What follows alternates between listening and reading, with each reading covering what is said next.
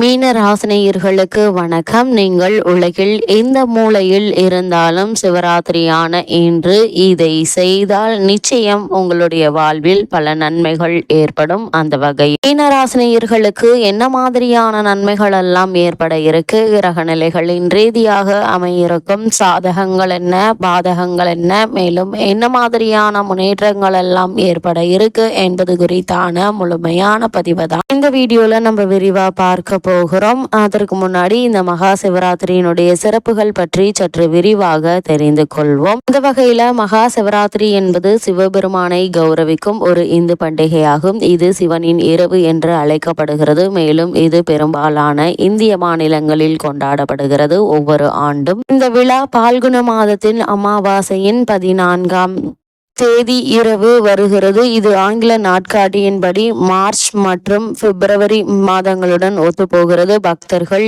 இரவும் பகலும் விரதமிருந்து சிவபெருமானை வழிபடுகிறார்கள். அப்படிப்பட்ட இந்த மகா சிவராத்திரியினுடைய முக்கியத்துவம் என்ன என்று பார்க்கும்போது, மகா சிவராத்திரி என்பது ஆழ்ந்த ஆன்மீக முக்கியத்துவத்தை கொண்ட ஒரு இந்து பண்டிகை ஆகும். இது உண்ணாவிரதம் மற்றும் தியானம் மூலம் இருள் மற்றும் வாழ்க்கையின் தடைகளை வென்றதை குறிக்கிறது. இந்த மங்களகரமான சந்தர்ப்பம் சிவபெருமான் மற்றும் சக்தி தேவியினுடைய தெய்வீக சக்திகளின் சங்கமத்தை குறிக்கிறது. இந்த நாளில் பிரபஞ்சத்தின் ஆன்மீக சக்திகள் மிகவும் சக்தி வாய்ந்தவை என்று நம்பப்படுகிறது. மகா சிவராத்திரி அனுசரிப்பு என்பது உண்ணாவிரதம், சிவபெருமானை பற்றிய தியானம், சுய பரிசோதனை, சமூக நல்லிணக்கத்தை ஊக்குவித்தல் மற்றும் சிவன் கோவிலில் விழிப்புணர்வை ஏற்படுத்துதல் ஆகியவற்றை உள்ளடக்கியது. பகல் நேரத்தில் கொண்டாடப்படும் பெரும்பாலான இந்து பண்டிகைகளை போல் அல்லாமல் சிவராத்திரி இரவில் கொண்டாடப்படும் ஒரு தனித்துவமான பண்டிகை ஆகும். இந்த மகா சிவராத்திரியுடன் தொடர்புடைய பல புராண கதைகள் உள்ளன. மேலும் அதன் முக்கியத்துவம் லிங்க புராணம் உட்பட பல்வேறு புராணங்களில் விரிவாக கூறப்பட்டுள்ளது.